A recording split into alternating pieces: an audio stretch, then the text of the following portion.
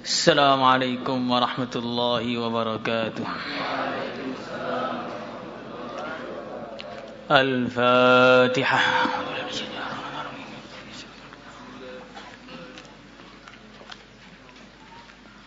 Al-Fatihah.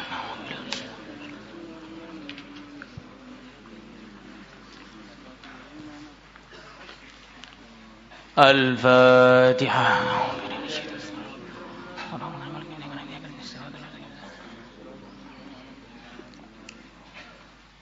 Al-Fatihah.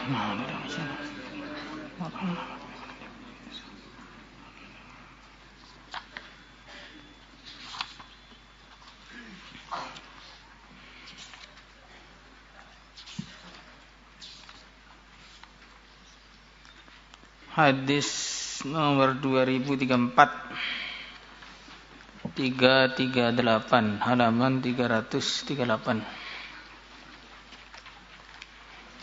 atau 340 336 cetakan Elba 336 Thawabu khawfillahi azza wa jalla wa khasyatihi wa khawfi iqabihi 336 dan 338.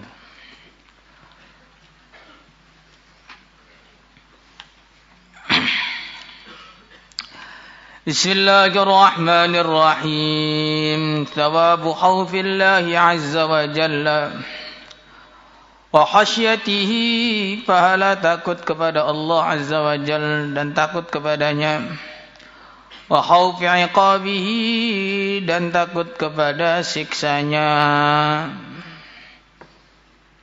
Jadi rasa takut itu adalah bagian dari kesempurnaan seseorang.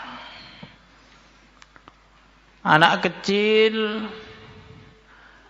karena ilmunya masih kecil, pikirannya masih pendek, maka dia melihat api tidak takut. Melihat kendaraan yang berlalu lalang begitu cepat di depannya tidak takut. Melihat jurang yang tinggi tidak takut. Melihat ada hewan-hewan yang berbisa atau hewan-hewan yang suka memangsa, dia juga tidak takut. Tidak takutnya anak kecil ini bukan karena kehebatan dia, bukan karena kekuatan dia, tetapi justru karena kelemahan dia. Maka sebaliknya orang yang sudah tua, yang akalnya sudah sempurna, justru makin banyak khawatirnya. Berkendara pelan-pelan, takut tabrakan. Di dekat ada api menjauh sejauh-jauhnya, takut terbakar. Ada binatang-binatang yang memangsa, menghindar secepat-cepatnya, takut dimakan. Ada jurang yang dalam, tidak berani dekat-dekat kepadanya, takut jatuh ke dalamnya. Ketakutan-ketakutan dari orang dewasa ini bukan menunjukkan kelemahan, tapi menunjukkan kesempurnaan.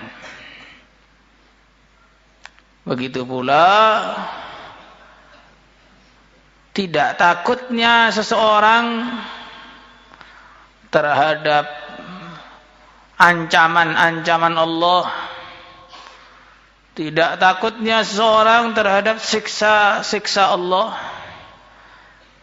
Tidak takutnya seseorang terhadap mengerikannya hari akhir. Itu semua bukan menunjukkan bagaimana mulianya dia, tapi justru menunjukkan kesempurnaan dalam kejahilan. Menunjukkan betapa hinanya dia, menunjukkan betapa bodohnya dia, menunjukkan betapa tidak berpikirnya dia, menunjukkan bahwa dia ini orang yang tidak tahu apa-apa walaupun merasa tahu apa-apa. Sebaliknya, orang yang selalu menangis, selalu takut kepada Allah, selalu taubat kepada Allah, ini bukan menunjukkan banyaknya dosanya, justru menunjukkan tingginya derajatnya. Sehingga Al-Imam Hasan Al-Basri beliau mengatakan, aku tidak pernah melihat orang yang sudah lalu dan orang yang sezaman dengan aku tambah banyak amalan baiknya kecuali tambah takutnya kepada Allah Subhanahu wa taala. Dan aku tidak pernah melihat dari ceritanya orang yang lalu dan orang yang hidup sezaman dengan aku tidak tambah maksiatnya kecuali tambah tertipunya dia dengan ampunan-ampunan Allah atau tempo-tempo yang diberikan oleh Allah kepada dia. Maka orang-orang yang baik, yang selalu takut kepada Allah, diibaratkan seperti lantai masjid.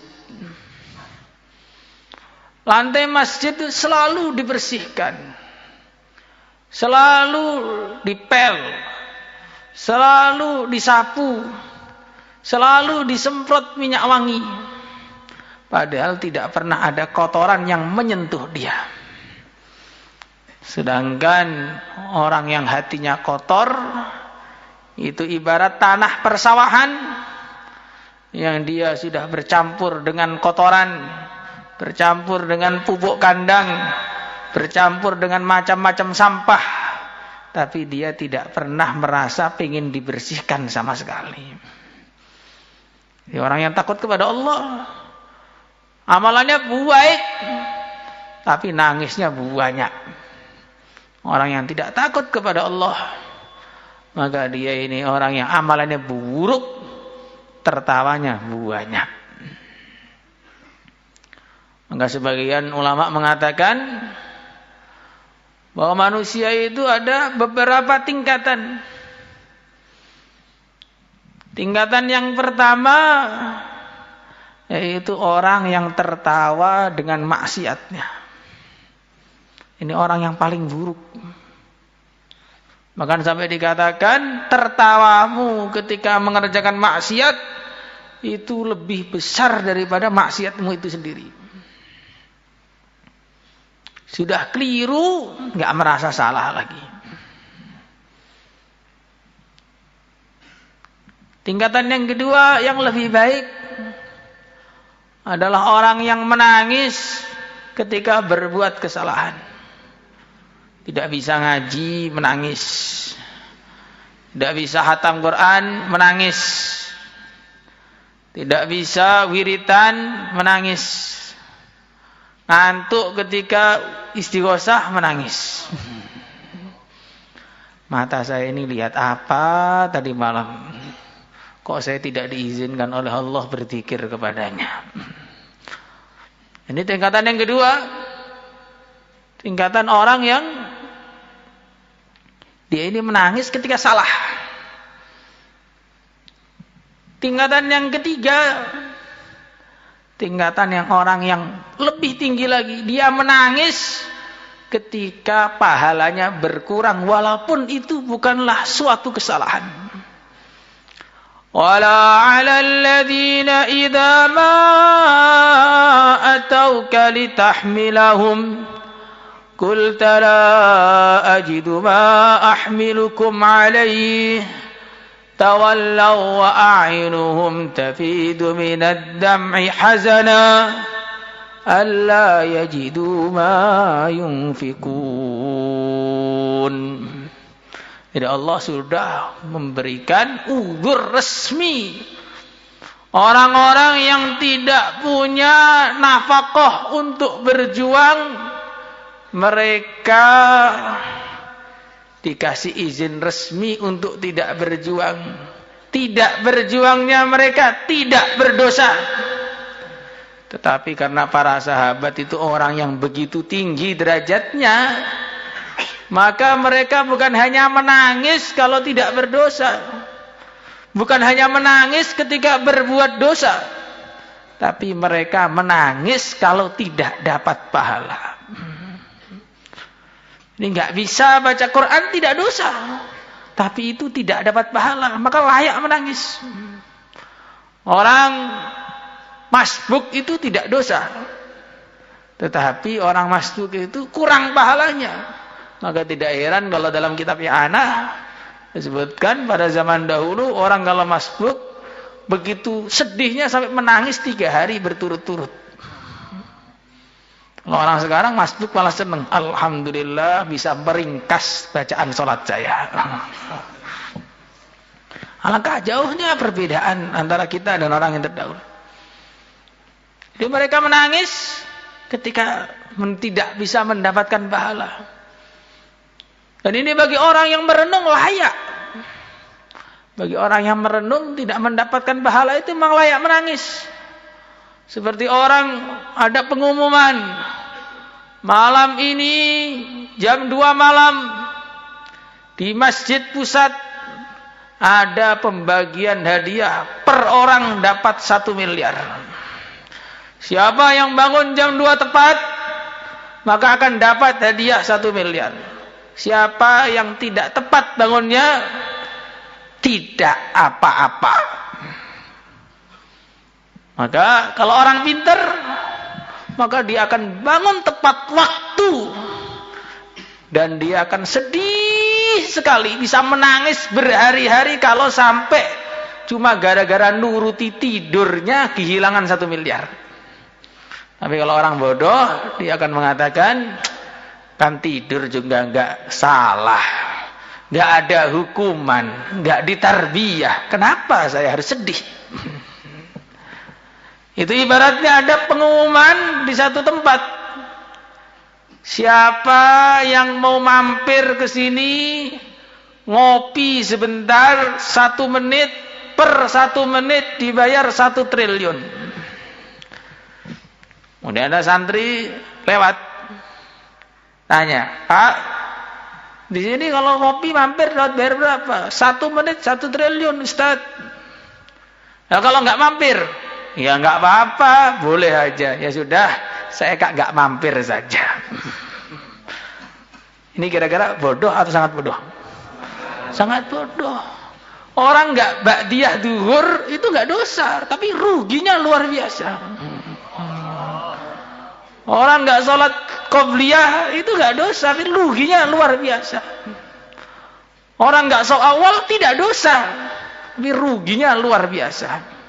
Tapi tentu awalnya yang dengan tertib, bukan pasang sajadah datang belakangan. Karena banyak juga yang begitu. Pokoknya ini sudah saya kapling di sini. Nggak boleh ada siapapun yang mendekat. Walaupun komat, imamnya sudah datang pun dia akan lebih cepat daripada itu. Nah, ini tidak benar begini namanya. Ini orang tingkatan ketiga, dia akan menangis kalau tidak dapat pahala.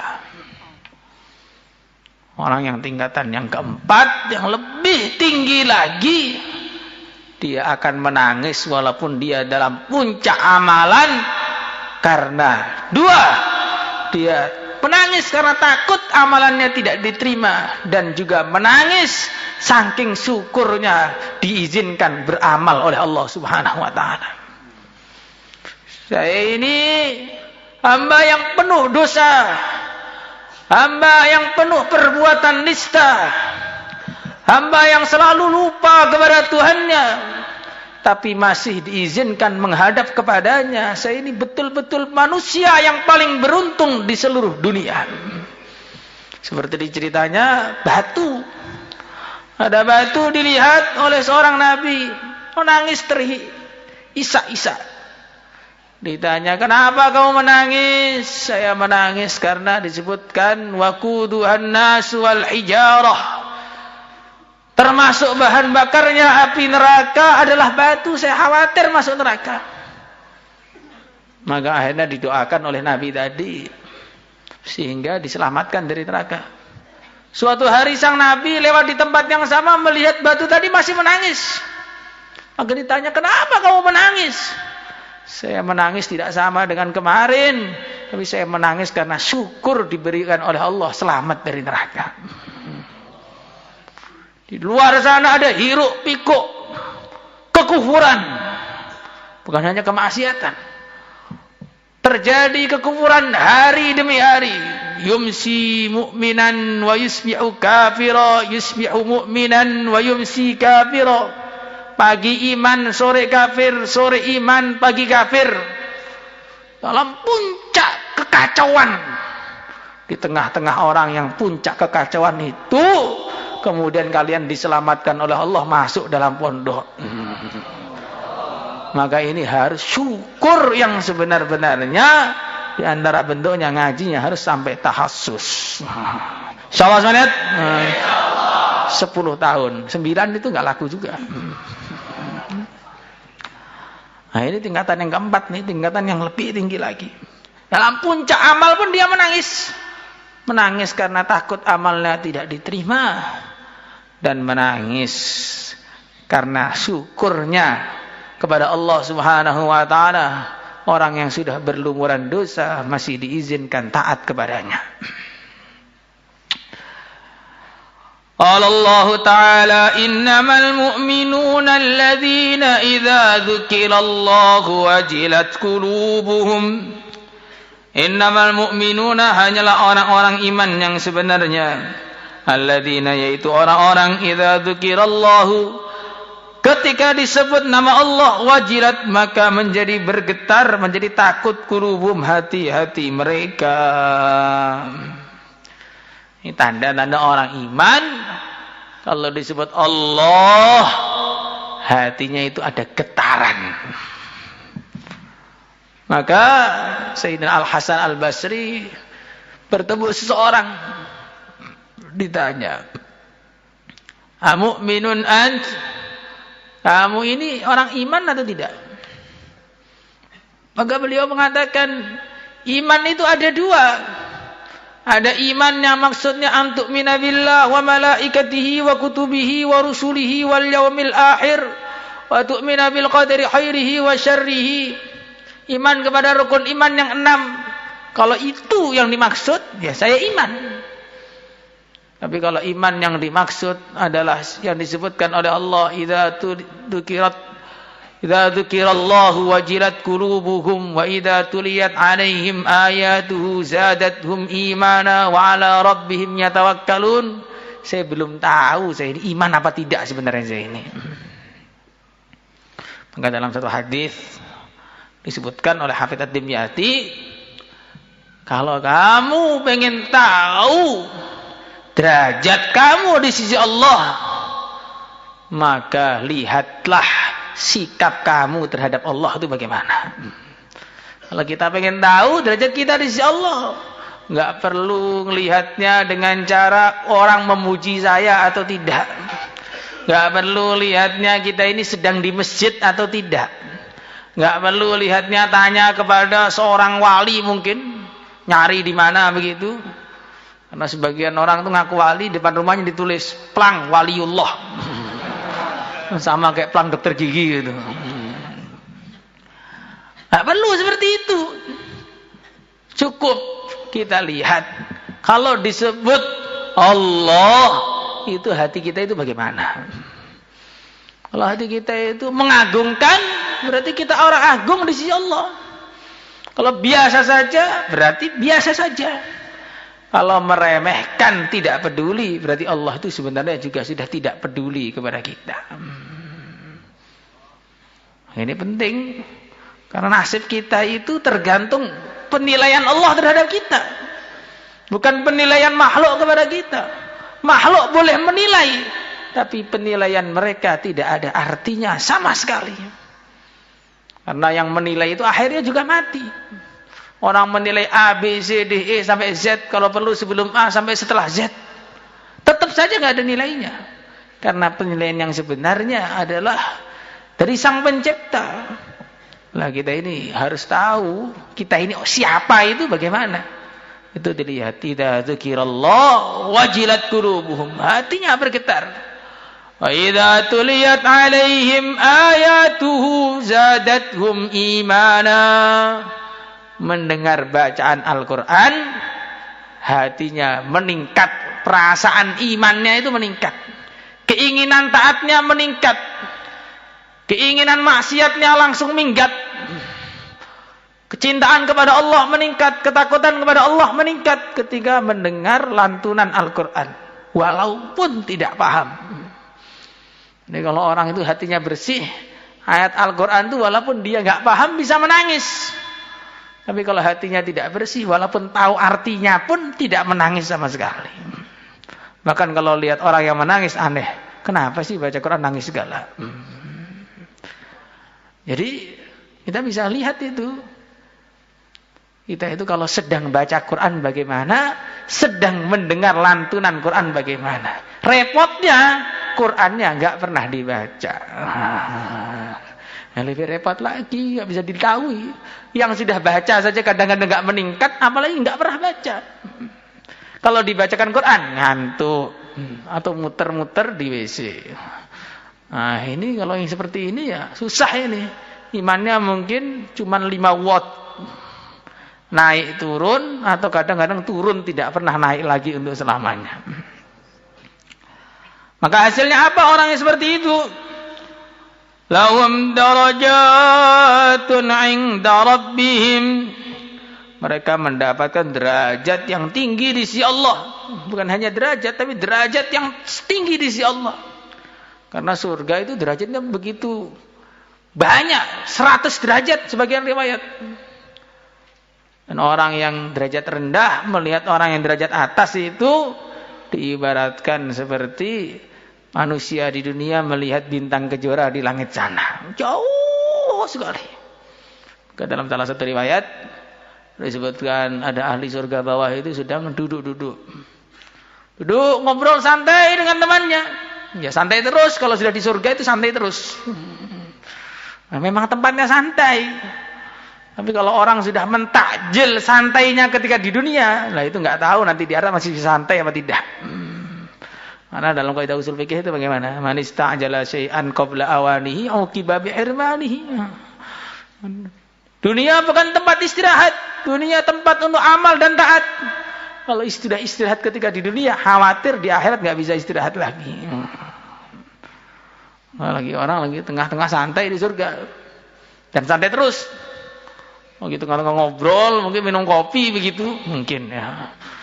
Bisa aja ada kopi tapi ya nggak bikin sakit perut. Dan pas takarannya tidak dicuri-curi sama yang bikin. Kalau di dunia ini kadang-kadang nanti coklatnya diambil. Nah, itu takarannya dikurangin. Ya begitu di dunia ini. Atau disediakan tapi untuk dirinya sendiri. Kalau di dunia kopinya begitu, kalau di surga ya tambah diminum, tambah segar, tambah diminum, tambah segar sampai berterbangan di surga. Akhirnya tiba-tiba ada sinar yang begitu terang sekali. Sampai orang yang di bawah ini silau semua. Apa ini sinar begitu terang sekali? Maka ada pengumuman, ini ahli surga yang atas sedang buka jendela pintu kamarnya. Jadi saking terangnya itu surga kalah terang. Itu kalau dari atas sana itu cahaya saya bawah. Lah yang dalam kamar itu terangnya kayak apa? Semoga kita dapat derajat yang tinggi di sisi Allah. Lahum darajatun 'inda rabbihim wa maghfiratun. Dan ampunan wa rizqun karim, rizki yang mulia. Qala ta'ala innal ladzina hum min khasyati rabbihim musyfikun.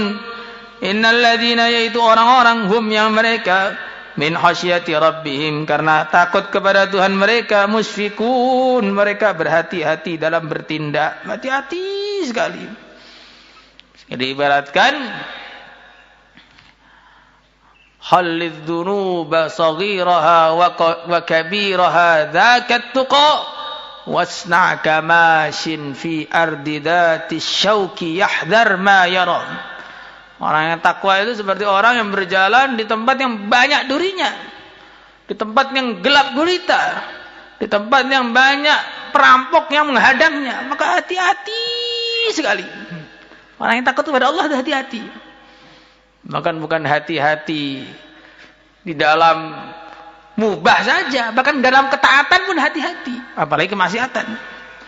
Yang banyak wali-wali itu mereka dihidangkan makanan, tapi nggak mau makan. Syekh, kenapa nggak makan? Beliau mengatakan, saya belum ingat kulu washrobu, nggak berani makan.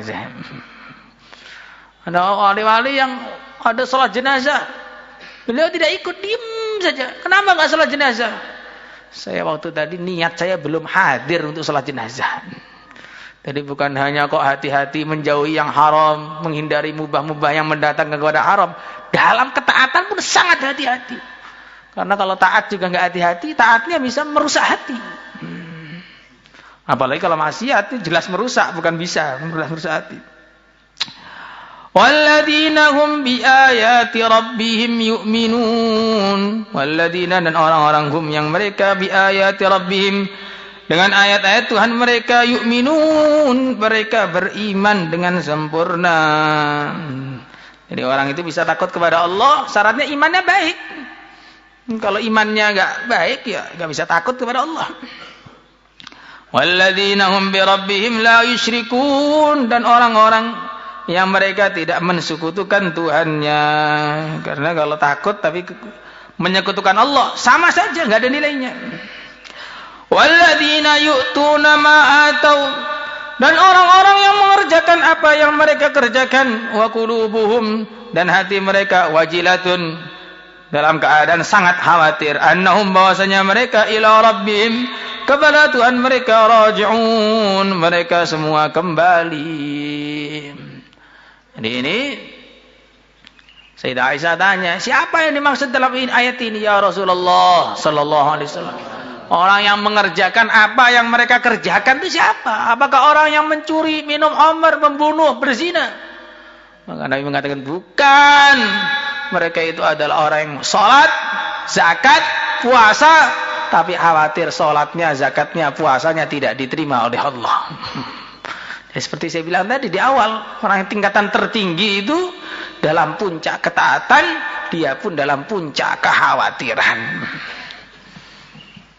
Khawatir itu bisa macam-macam sebabnya. Ada yang khawatir mati sebelum bisa tobat, sehingga dia hati-hati. Ada yang khawatir tobatnya gak diterima, terus jadi kumat lagi. Ada yang khawatir dia disegerakan hukumannya oleh Allah di dunia dan dipermalukan sebelum kematiannya. Sehingga sampai ada ulama itu, beliau mengatakan, saya setiap hari ini ngaca terus, karena saya khawatir kulit saya sudah hitam karena saya ini banyak maksiat kepada Allah. Jadi sama-sama ngaca, tapi beda tujuannya. Kalau kita ngaca biar kelihatan kerennya, walaupun tidak keren. Sampai kitab pun dijadikan alat untuk ngaca. Nah, tapi kalau orang ulama ngaca juga, tapi ngaca khawatir tubuhnya sudah dirubah oleh Allah jadi yang tidak baik, karena hatinya ada yang tidak baik kepada Allah. Ada yang khawatir, ya, kemudian nanti bagaimana nasibnya ketika sakaratul maut, masih bawa iman atau tidak. Dan puncak kekhawatiran itu khawatir mati tidak bawa Islam, itu puncak kekhawatiran. Imam Ghazali mengatakan orang itu terbagi menjadi dua, khawatir perkara yang akan datang dan khawatir perkara yang sudah terjadi. Itu ibaratnya seperti dua orang yang dikirimi surat sama seorang raja. Yang mana surat itu ada kemungkinan isinya dijadikan menteri atau diangkat ke tiang gantung sampai mati. Yang satu khawatir terus, nanti ketika dibukai suratnya isinya apa. Yang satu lagi khawatirnya beda. Satu khawatir ketika raja tadi nulis surat, dia itu perasaan dia kepada saya sedang bagaimana? Sedang ridho atau sedang marah? Yang ditulis di situ itu apa? Nah, inilah perbedaannya. Ada orang yang khawatir nanti matinya bagaimana? Ada orang yang lebih tinggi lagi, dia khawatir dulu Allah tuh menetapkan saya sebagai siapa. Karena semua ini sebenarnya sudah selesai. Allah sudah menulis nasib kita semua 50.000 tahun sebelum kita diciptakan. Sehingga Nabi mengatakan, menggenggam tangan kanan, ini adalah nama-nama ahli surga, nama ayahnya, kabilahnya. Tidak akan ditambah, tidak akan dikurang sampai hari kiamat. Ini nama-nama ahli neraka, nama-nama ayahnya, nama-nama kabilahnya. Tidak akan ditambah, tidak akan dikurang sampai hari kiamat. Nah, sekarang kita itu namanya ada di tangan kanan Nabi atau tangan kiri Nabi? Sudah selesai itu. Allah waktu menciptakan kita itu sedang ridho kepada kita atau Allah murka kepada kita. Dan Allah itu qadim, tidak berubah. Maka cintanya kepada hamba juga tidak berubah. Murkanya kepada hamba juga tidak berubah. Sekali Allah cinta kepada seorang akan dicintai selama-lamanya. Sebaliknya, sekali Allah tidak cinta kepada seorang hamba juga tidak akan dicintai untuk selama-lamanya. Kalau dicintai Allah, artinya keselamatan yang sempurna di surga. Kalau tidak dicintai Allah, artinya kecelakaan yang sempurna di neraka yang selama-lamanya. Na'udzubillah. Maka memang manusia itu terbagi dua. Ada manusia yang diciptakan Allah asli untuk masuk neraka. Wa laqad dzara'na li jahannama katsiran minal jinni wal ins. Jadi dia dibikin oleh Allah, dijadikan manusia, dihidupkan di dunia hanya untuk masuk neraka. Sebaliknya ada hamba yang diciptakan oleh Allah untuk keselamatan. Innal ladzina sabaqat lahum minnal husna ulaika anha mub'adun. Semoga termasuk kita semua. Maka tidak layak tertawa, tidak layak tersenyum, tidak layak bangga, tidak layak gembira sebelum kita ini masuk surga. Fala amana illa fi daril aman, wala salama illa fi daris salam.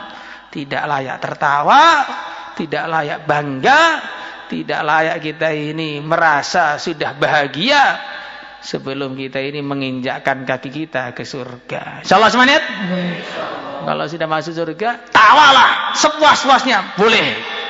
Tapi kalau belum masuk surga, menangislah sebanyak-banyaknya. Maka ada seorang datang kepada seorang ulama. Bagaimana ini kita ini bertemu orang yang selalu membuat kita ini khawatir terus. Maka beliau mengatakan, enggak apa-apa. Lebih baik bertemu orang yang membuat kamu khawatir, kemudian kamu akhirnya selamat, daripada orang yang mengiming-imingi kamu selamat, ternyata kamu tidak selamat. Lebih baik nangis sekarang, kemudian tidak menangis di akhirat, daripada naudzubillah tsumma naudzubillah, tertawa sekarang kemudian nangis ketika di akhirat. Salatullah